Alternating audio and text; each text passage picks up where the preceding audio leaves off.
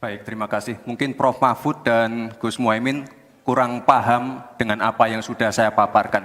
Saya tadi juga bicara masalah infrastruktur sosial, stunting itu loh Pak. Ya, tapi nggak apa-apa, saya perjelas lagi. Kita punya program makan siang gratis. Banyak yang nyinyir, tapi sekali lagi Pak, program makan siang gratis ini adalah investasi menuju Indonesia emas. Program makan siang gratis 400T ini adalah stimulan untuk ibu-ibu warteg-warteg, warung-warung, catering-catering yang ada di daerah. Bayangkan 400T mengucur ke daerah-daerah. Semua ibu-ibu ikut memasak makan siang untuk anak-anak kita. Itu Pak yang saya maksud dengan infrastruktur sosial.